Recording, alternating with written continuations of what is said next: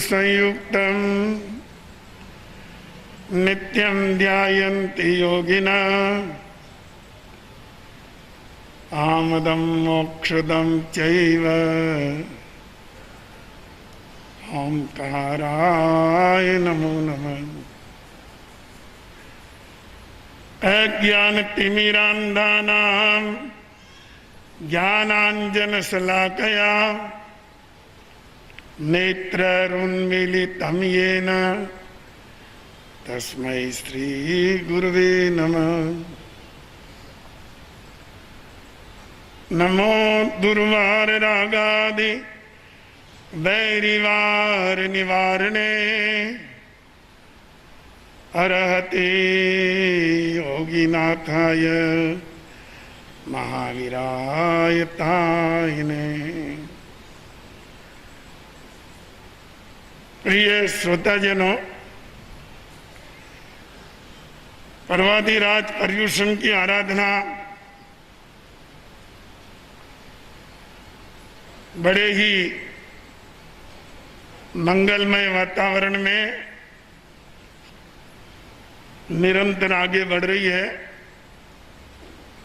कल पर्वाधिराज पर्युषण का चौथा दिन था। बड़े कल्प के रूप में कल पर्व मनाया गया।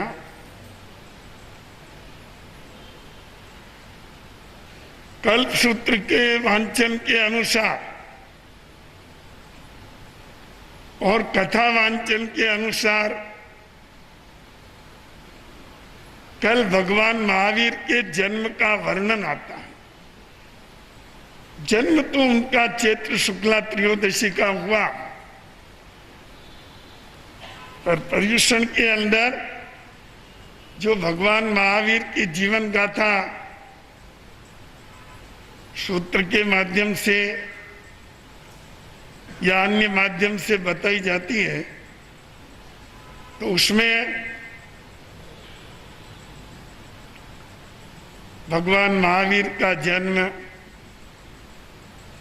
चैत्र शुक्ला त्रयोदशी अर्धरात्रि को हुआ। पर जन्म वांचन के अवसर पर आज भी भव्य प्राणी खुशी मनाया करते हैं और महावीर जन्म का वृत्तांत पढ़कर सुनकर बहुत आनंद विभोर हो जाते हैं। हम भी आनंद विभोर हैं। कल हमने भी यहाँ पर भगवान कथानुयोग के अंतर्गत भगवान महावीर के जीवन के जन्म की बात कही थी। ऐसे महापुरुष के इस भारत भूमि पर आने से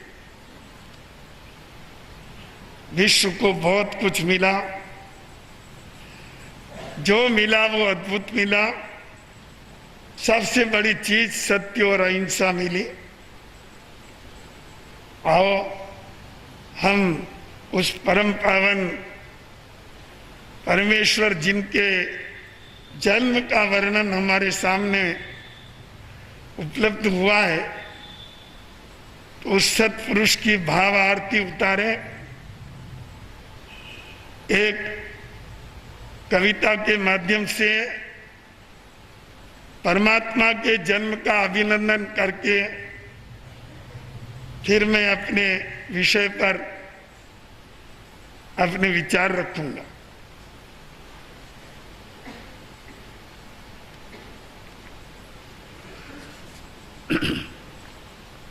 बहुत पहले लिखी हुई एक कविता है। भगवान का जन्म हुआ, उसमें संपूर्ण प्रकृति आनंदमय हो गई और सब पूरी प्रकृति परमात्मा के अभिनंदन में लग गई। फूल में को वृक्ष झूमो और कलियां मुस्कुराओ,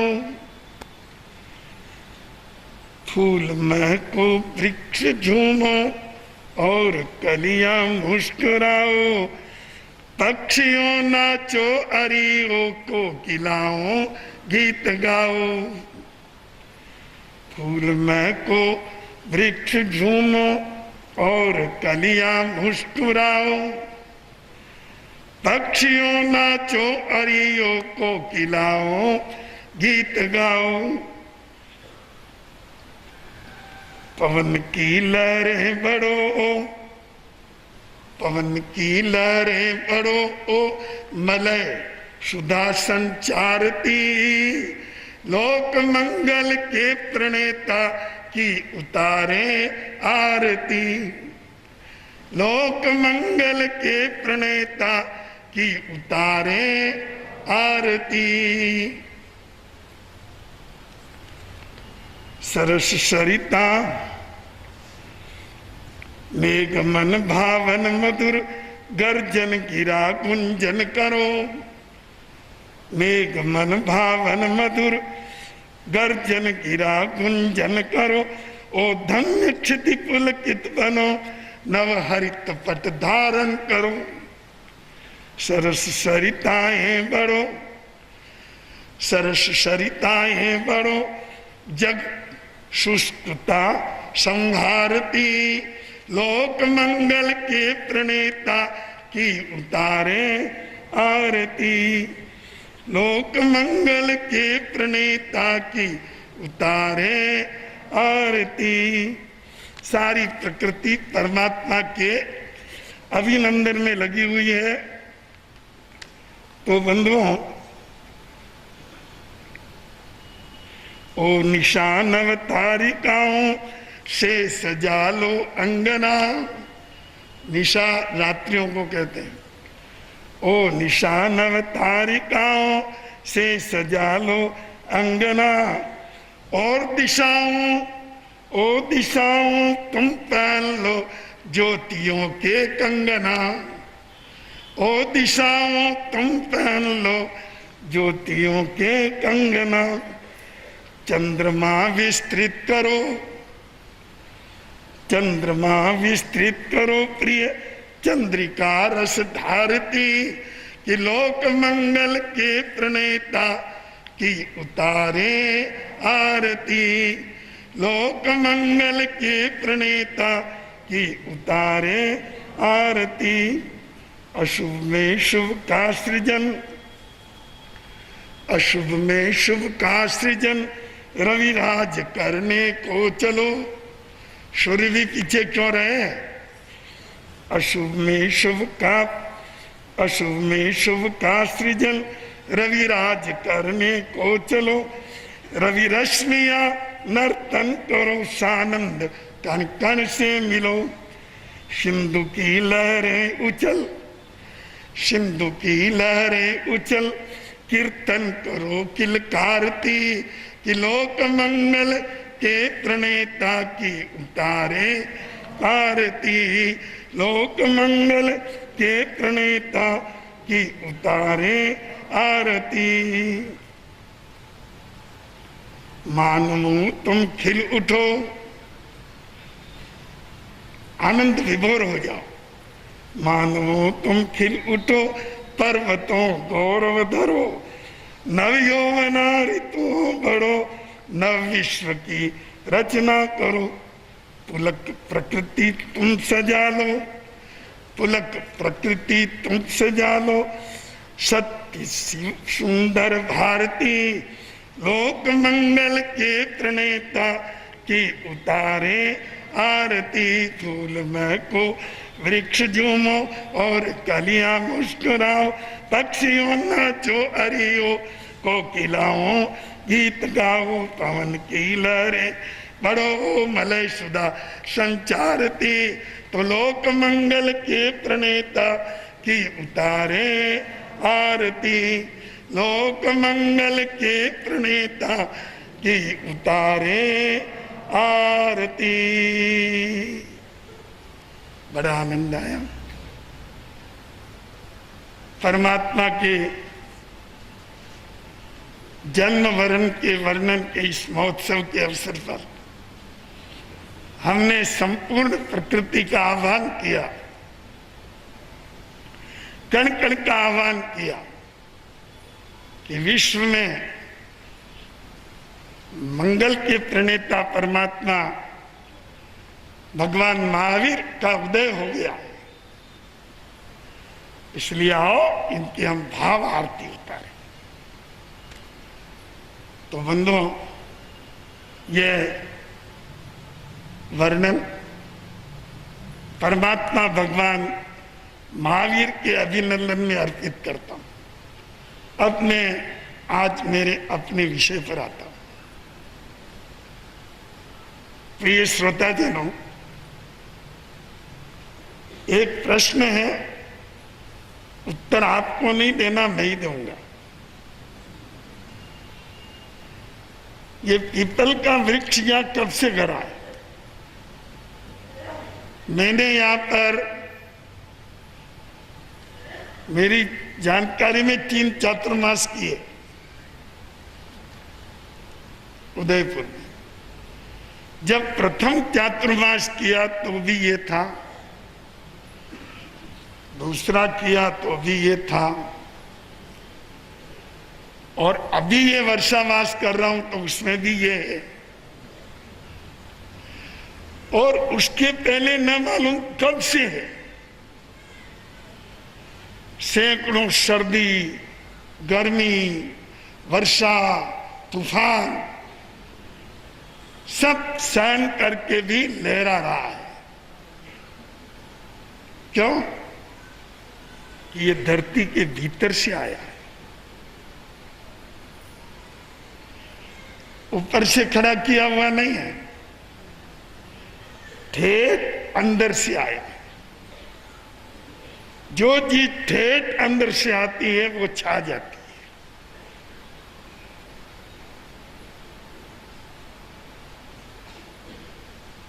विवाह में आप लोग अपना मंडप बनाते हैं, व्यर्थ में ही वनस्पति की हिंसा करते हैं। आम की डालियां लाके खड़ी करते हैं, केले के वृक्ष काट काट के लाके खड़े करते हैं, बांस, हरे बांस लगाते हैं, मंडप बनाते हैं। थोड़ी देर के लिए ऐसा होगी, लगता है मानो हम किसी उद्यान में आ गए। पर मैं आपको पूछता हूं कि वे पौधे कब तक रहते हैं? दूसरे दिन तो उनकी निशानियां रहती है, और तीसरे दिन तो वो भी नहीं, सब साफ। क्यों जी? इतने पौधे खड़े किए, इतनी डालियां खड़ी की, कोई एक भी चली नहीं, टिक नहीं पाई, नहीं टिक सकती, क्योंकि वह ऊपर से रखी हुई है। जो ऊपर से आता है वो टिकता नहीं।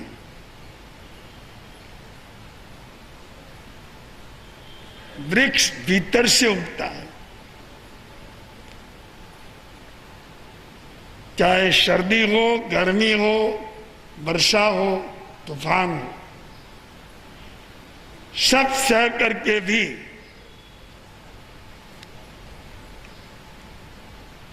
वृक्ष लहराता ही रहता है। आज 5वें दिन 5 व्रत, 5 महाव्रत, 5 सिद्धांत, पंचशील, सत्य, अहिंसा, स्तेय, ब्रह्मचर्य, अपरिग्रह, हम बहुत परिचित हैं, बहुत परिचित है, हजारों बार सुन लिए, और इनकी व्याख्याएं भी अनेक तरह से सुन ली। इसलिए आज इनकी कोई मैं व्याख्या प्रस्तुत करने के लिए उपस्थित नहीं हूं। आज मैं इस बात के लिए यहां आया हूं कि ये जो इतने महान सिद्धांत हम वर्षों से सुन रहे हैं, जान रहे हैं, लिख रहे हैं, पढ़ रहे हैं, अपने जीवन में ही क्यों नहीं फैलते हैं? अपने जीवन में ही विकसित क्यों नहीं होते?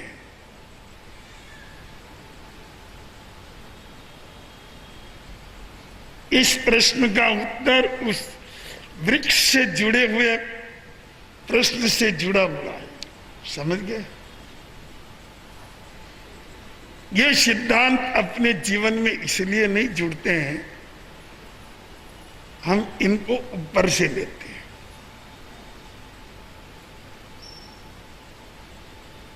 ऊपर से खड़े किए हुए पौधे टिकते नहीं,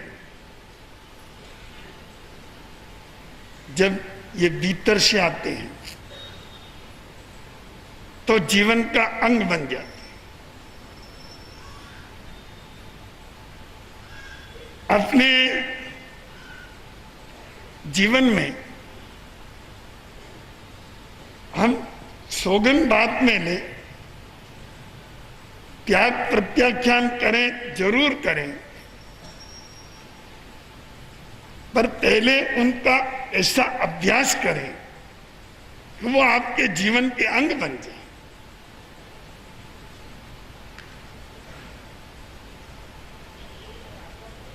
तो कदम कदम पर हमारी परीक्षा होती है, कदम कदम पर। ये सारी ऐसा है। अच्छे व्यक्तियों को हर कदम कसौटी पे चलना पड़ता है। पापियों, दुष्टों और अज्ञानियों के लिए कोई कसौटी नहीं है।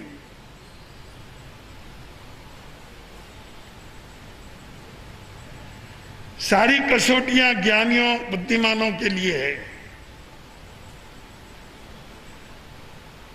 अगर हम किसी कसौटी पर खड़े उतरते हैं तो यह तभी संभव है कि जब हम उसको अपने जीवन में जिए।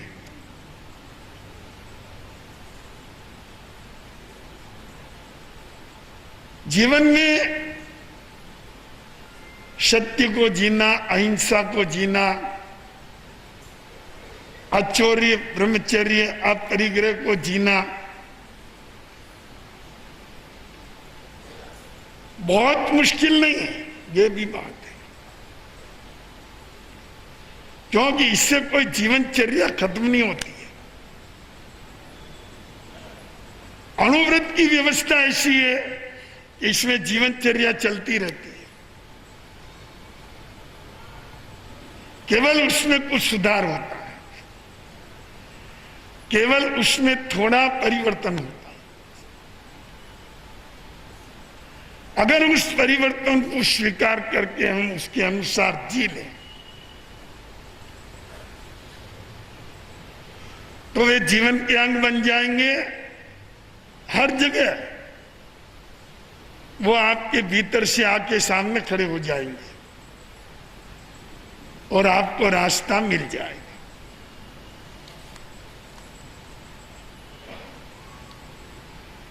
प्रतिक्रमण का महत्व इसीलिए कि इसमें जो 12 अणुव्रत हैं, उनमें जो मुख्य 5 अणुव्रत हैं, उनमें वो सब बातें आ जाती है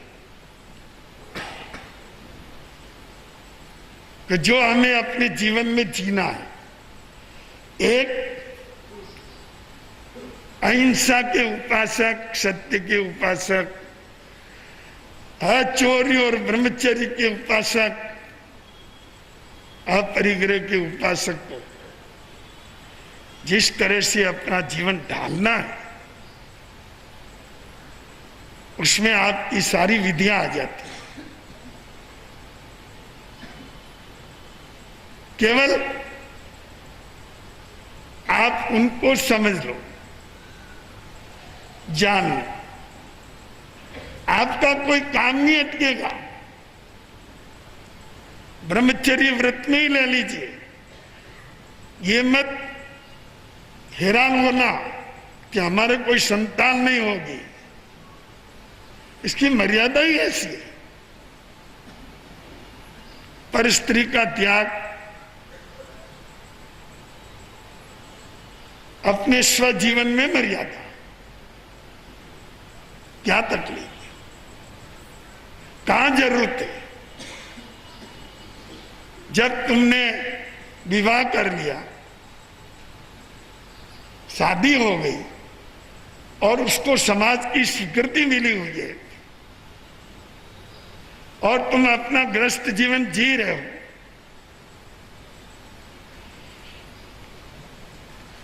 उस बीच में कोई अन्य स्त्री या कोई अन्य पुरुष क्यों आया और उसकी जरूरत भी कहाँ है? उसके परिणाम कितने कटु हो सकते हैं, ये आप स्वयं समझ सकते हैं, आए दिन पढ़ते हैं, देखते हैं। ये तो मैंने एक व्रत की बात कही। तो हम अगर उस मर्यादित जीवन जिए तो आपके ग्रस्त जीवन में कोई बाधा नहीं आएगी। ये बात पूर्ण नैतिक है, सामाजिक है और धर्म सम्मत है, सबसे बड़ी बात। तो इस तरह से हम प्रत्येक व्रत में देखें, बीच में बैठना फिर उठ के जाना, ये चलता नहीं है। और नहीं जल्दी हो ना, पीछे बैठ, हो सकता है समस्या भी हो, पर आप जरा पीछे बैठा करो, जा सकते। बंधुओं, अहिंसा को ले लीजिए, आपको करना क्या है? सीधी बात है, जिसने आपका कोई अपराध नहीं किया, आप उसको तकलीफ क्यों देते हो? क्या जरूरी है किसी प्राणी को सताना? और जो आपका अपराधी नहीं है अथवा जो आपके साथ है या आपके जीवन से जुड़ा हुआ है, चाहे पशु भी हो, तो उसको सीमा के उपरांत काम में लेना, सीमा के उपरांत उसका उपयोग करना, उसको असह्य पीड़ा हो इस तरह की प्रवृत्ति करना जरूरी कहाँ है? आप वही काम सीमित दायरे में कर सकते हैं। हो सकता है थोड़ा समय ज्यादा भी लगे, पर कम से कम आपका करुणा का स्रोत जो है वो तो बना रहेगा, करुणा की धारा है वो तो बनी रहेगी। निरर्थक हिंसा की कोई जरूरत नहीं है।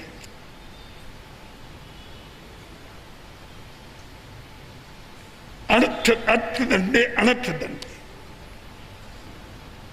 दुविये दंडे, अर्थ दंड अनर्थ दंड। सीधा अर्थ है सार्थक हिंसा और निरर्थक हिंसा। सार्थक हिंसा, आप ग्रस्त हैं, आप उससे छुटकारा नहीं ले सकते। सार्थक हिंसा आपके जीवन में अनिवार्य है, उसके बिना तो जीवन जियोगे कैसे? खाना भी पकाना पड़ेगा, नहाना भी पड़ेगा, कपड़े भी धोने पड़ेंगे, जाना आना भी पड़ेगा, व्यवहार सब करना पड़ेगा क्योंकि ग्रस्त है, मना नहीं है किसी की। जैन धर्म को समझने वाले ही नहीं है,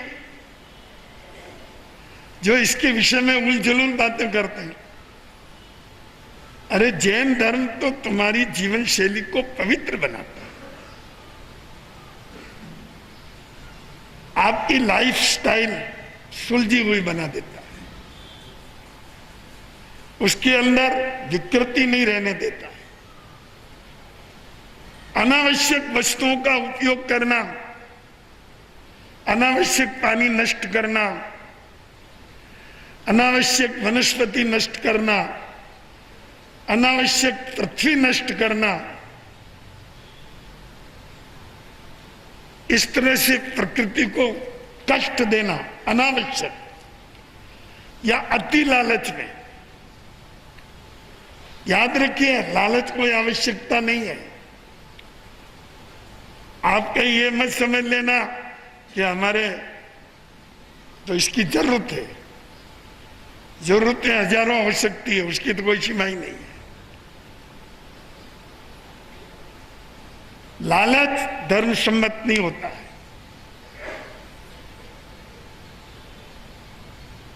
लालच तो अति है।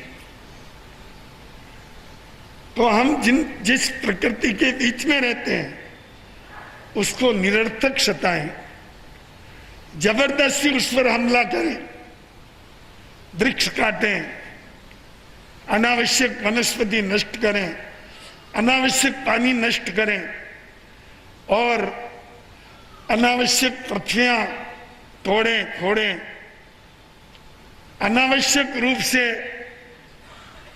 भाव हिंसा करें, झगड़ना, गाली गलौज करना, अपशब्द कहना और किसी को तकलीफ हो इस तरह की बातें करना। तो कहने का अर्थ यह है कि ये सब चीजें जीवन को कलुषित करती है। तो ये अनुवृत्त जो है ना, वो आपके पारिवारिक जीवन को भी, व्यक्तिगत जीवन को भी और सामाजिक जीवन को भी पवित्र बनाती। ये बातें आनी चाहिए, जीवन के अंग बनना चाहिए। खाली सौगन लेने से नहीं आएगी। ठीक है, सौगन एक अभ्यास हो सकता है, पर जियो पहले उसको, अपने जीवन में उनका अनुभव करो कि तुम्हारी वाणी इतनी खराब क्यों है,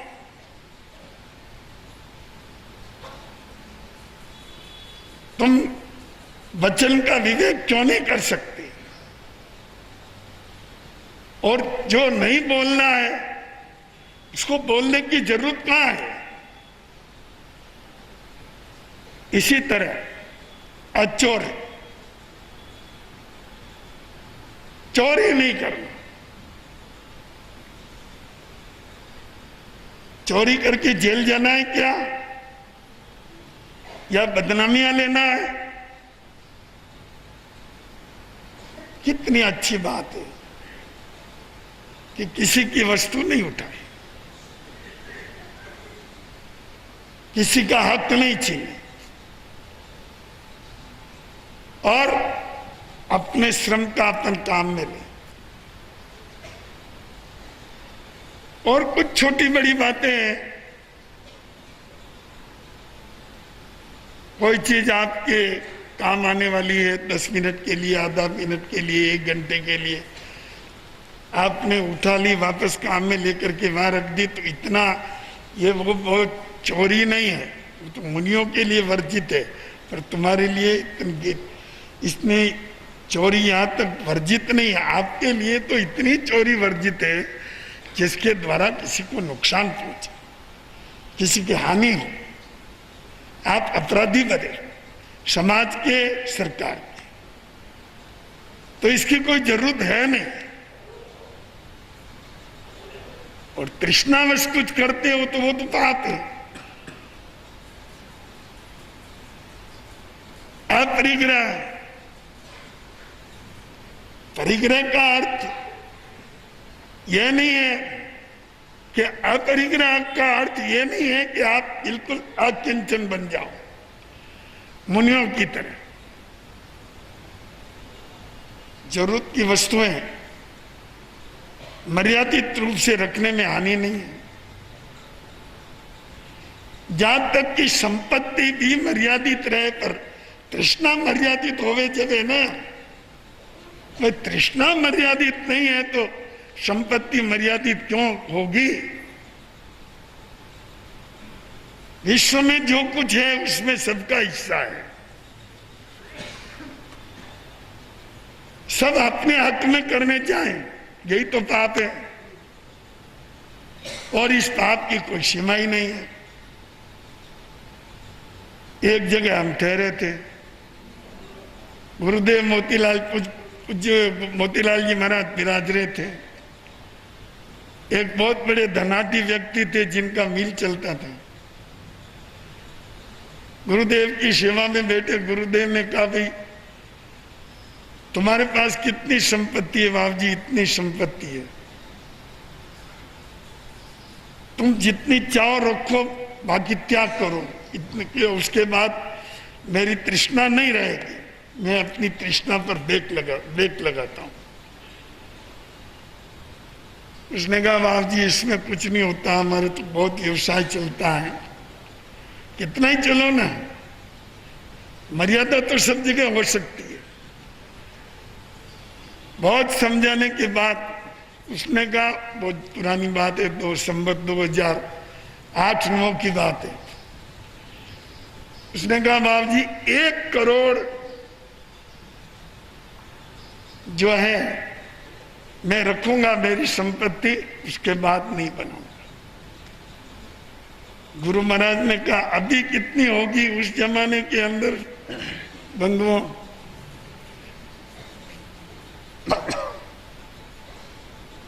रुपये का बहुत मूल्य था। उस समय उन्होंने कहा, गुरु महाराज मेरे पास 7-8 लाख की संपत्ति है। उस जमाने में बहुत बड़ी बात थी, बहुत बड़ी बात थी 7-8। और 1 करोड़ रुपए की उसने मर्यादा रखी। गुरु महाराज ने कहा, इतने को क्या करे? आधी उम्र तो बीत गई, अब न मालूम कब चले जाए, कोई ठिकाना नहीं। बड़ी मुश्किल से 20 लाख तक गुरु महाराज लाए। अच्छा, इससे आगे तुम निवृत्त हो जाओगे, तृष्णा से निवृत्त हो जाओगे। कुछ भावनाएं हैं, विचार है, उनसे भी निवृत्ति लेनी चाहिए। सब विचार सीमातीत करने का हमको अधिकार नहीं। जैन धर्म तो ये बात कहता है कि तुमको कहां तक जाना है, सीमा तो करो भाई, वहां तक मेरा व्यवसाय, मेरा आना जाना और मेरा व्यवहार रहेगा। इस मंजिल के आगे 100 मील, 200 मील, 500 मील पर तय तो करो। सारी दुनिया के अंदर हमारा व्यवहार चलता ही रहे, ऐसी तृष्णा क्यों रखते हो? ये दिशा मर्यादा का एक व्रत है पूरा, 12 अनुव्रत में। समझने वाले को मिलते हैं इसके रहस्य, नहीं समझने वाले के लिए कुछ भी नहीं है। कितनी गहराई है, ये सीमा क्यों है, क्यों रखी जाती है? इसलिए कि मानव की विचारों की जो धारा है, अगर वो तृष्णा में चलती है तो कहीं न कहीं जाके तो रुके। अगर वो काम विकार में चल रही है तो कहीं न कहीं तो जाके रुके।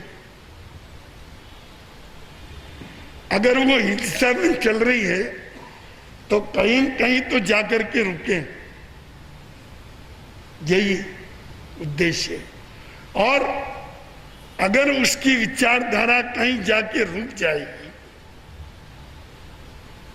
तो चलो एक सीमा के अंतर्गत उसका व्यवहार रहा, हो सकता है धीरे धीरे वो कम भी हो जाए। बंधु, जिस व्यक्ति की मैं बात कर रहा हूं, जिसने 1 करोड़ की गुंजाइश रखने की बात कही, 20 लाख पर मुश्किल से आया, 2 साल बाद एक रेलवे स्टेशन पर गाड़ी बदलते हुए उसने अपने जीवन की गाड़ी बदल दी। वहीं उनका हार्ट अटैक हो गया, स्टेशन पर ही चल बसा। अब करोड़ की लालसा कहां रह गई?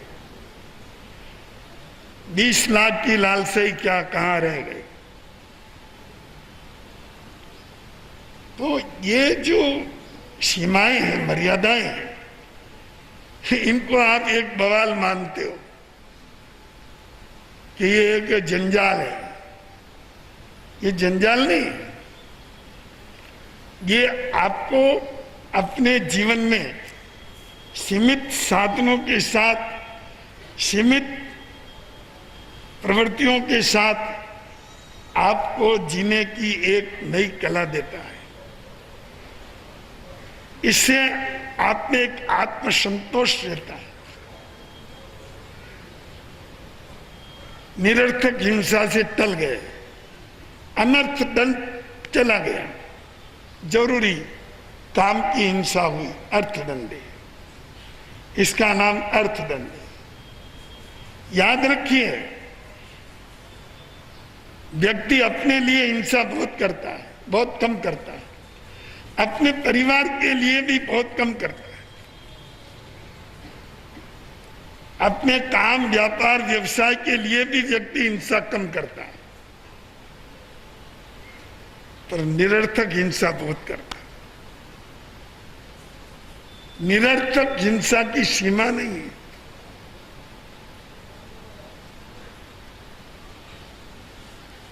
जो करेंगे आप अपने काम के लिए, वो हिंसा अणु जितनी होगी, पर जो आप निरर्थक हिंसा करते हैं वो पहाड़ जितनी है।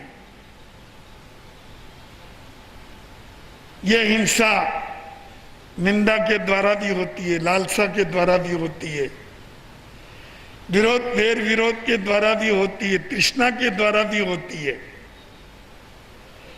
कई तरह से होती है। अनर्थदंड अनुमोदन करने से भी होती है। पाप का अनुमोदन करते रहे किसी का, प्रेरणा से भी होती है। आप अपने काम से कहीं जा रहे हैं, ठीक है, ये आपकी जरूरत है, पर आप 10 व्यक्ति को प्रेरित करते हैं कि चलो,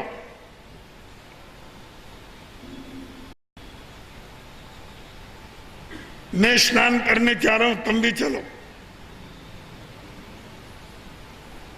अब वो फतेह सागर की पाल पर, या फिर आजकल तो सब घर में चलता है, पर अगर गांवों में नदियों के पास यत्र तत्र जो झुंड बना के जाते हैं, एक दूसरे को प्रेरणा करते हैं, तो सारी हिंसा का भागीदार वही तो होता है जो प्रेरणा देता है। अभी आपके रूप बदल गए, फिर भी आपकी निरर्थक हिंसा कम नहीं हुई। आप व्यापार व्यवसाय के संदर्भ में, ईर्ष्या निंदा के संदर्भ में, एक दूसरे के प्रति कटु होने के संदर्भ में बहुत हिंसा चल रही है। तो अपने जीवन को हम व्रतों के अनुसार ढालें, ये कोई बहुत कठिन बात नहीं है, पर वो सारे सिद्धांत अंदर से आने चाहिए। जैसे ये पीपल अंदर से आया तो टिक गया, वो व्रत भी तुम्हारे अंदर से आएंगे तो टिक जाएंगे, अंदर से नहीं आएंगे तो टिकेंगे नहीं। स्वभाव बनना चाहिए। युधिष्ठिर को कहा, धर्मराज युधिष्ठिर को आज झूठ बोलो। उसने कहा मेरा स्वभाव ही नहीं है झूठ बोलना, मैं बोल ही नहीं सकता।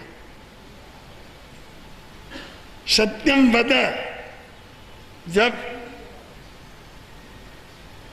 ये शब्द दिया उनके आचार्य ने, तो 6 महीने से आए विदुर ने, ये धर्मराज युधिष्ठिर 2 शब्द याद करके सुनाने में 6 महीने लगे। उनके गुरुजी ने कहा, भाई तू ये 2 शब्द 6 महीने में याद करके सुना रहा है, इतना ठोट है, ये 2 शब्द ही तुझे याद नहीं आए। देख, ये जो 104 राजकुमार है, ये सब 1 घंटा 2 घंटा आधा घंटा में आके सब पाठ सुना गए, और तू 6 महीने से आया।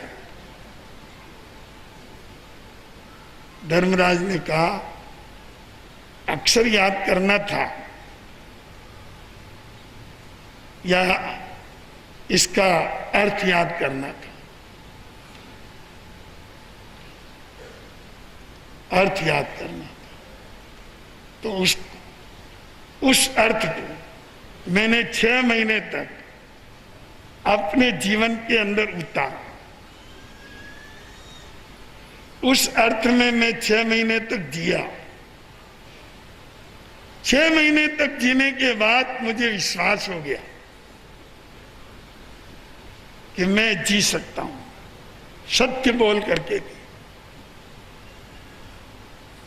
मेरा आत्मविश्वास हो गया, मैं जिंदगी भर सत्य बोल करके ही जीऊंगा।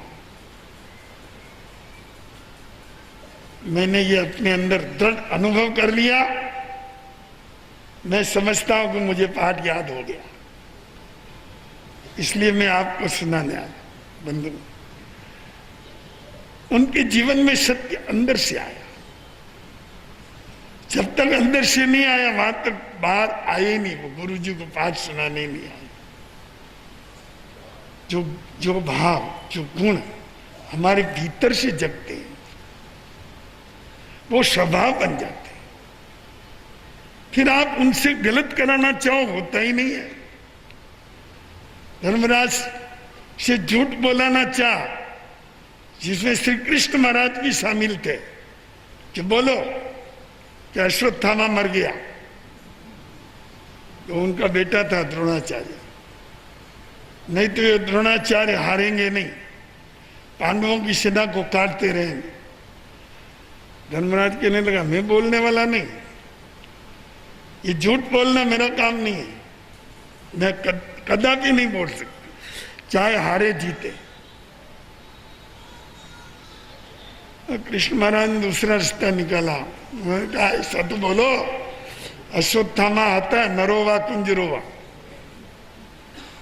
एक हाथी तो मरा है ना अश्वत्थामा, कहा वो तो मरा, तो उसको बोलने में तुम्हारे कौन सा पाप है? बोलो अश्वत्थामा आता है, नरोवा कुंजरोवा, चाहे हाथी हो चाहे मानव हो। तो मानव तो मरा ही नहीं, मैं कैसे कहूं? अरे नहीं मरा, पर हाथी तो मरा ना। तो इसमें तुम्हारा सीधा तो झूठ नहीं लग रहा है ना। चारों तरफ के दबाव से बोल तो गए।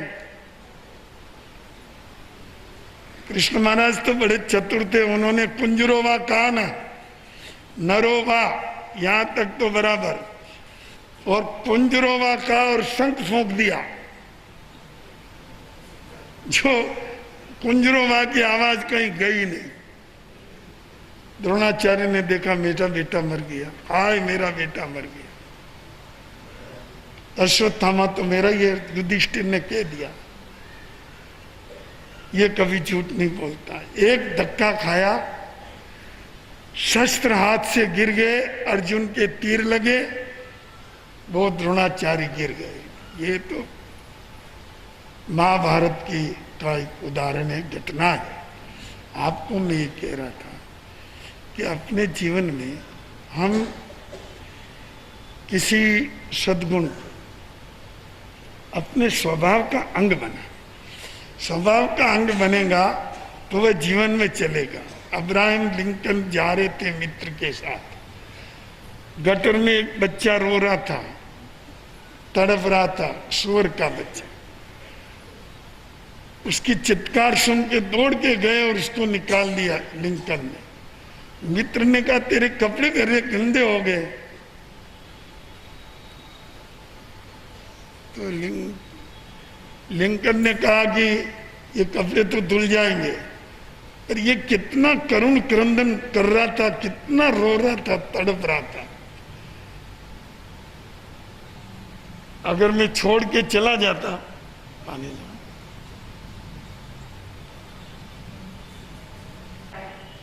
तो मैं रात पर सो नहीं सकता।